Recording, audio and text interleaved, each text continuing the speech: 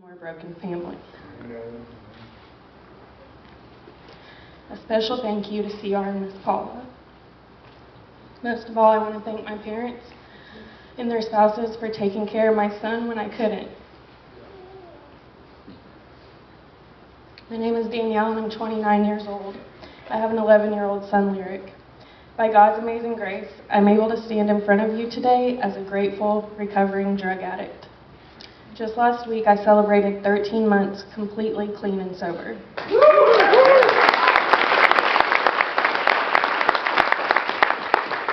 For the last 13 years, though, I spent heavily addicted to drugs. I wasn't the only one who had become a victim of addiction. My family, my friends, and anyone who came close to my wake of destruction fell victim of addiction too. Shortly into my stay at Diane's house, I learned how selfish and self-absorbed I had become in my addiction. Once that wore off, I was able to see the devastation that I had caused my family and the rejection that my son must have felt. My family's reality for so long was fearing a phone call every time they heard sirens, and my reality was closing in as I was facing a 4-year prison sentence for a drug conviction. Sometimes God can put you in a prison of sorts just to set you free.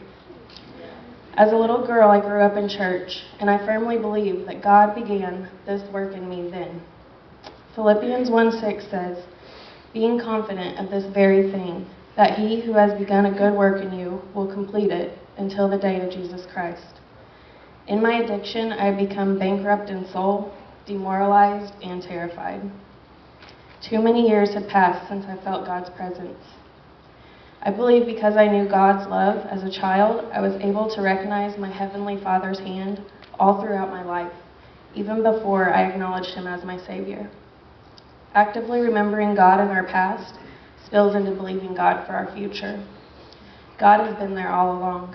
2 Timothy 2:13 says, "If we are faithless, He remains faithful. He cannot deny Himself."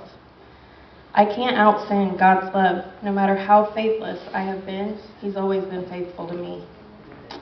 Throughout this year at Teen Challenge, I have not only seen God's faithful outpouring of love in my own life, but in my son's life as well.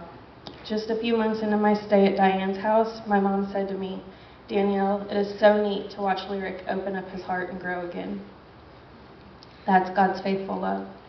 Deciding to come to Teen Challenge was one of the hardest decisions I've made. It has also been one of the most rewarding decisions that I've ever made. When I came through the front door at Diane's house, I had completely surrendered what little was left of me to God. At the end of myself was the beginning of God. God permitted my battle with addiction to accomplish a divine end. He has taught me to depend on Him. He is my shield. He is my strength. He is my sword, and this victory is the Lord's.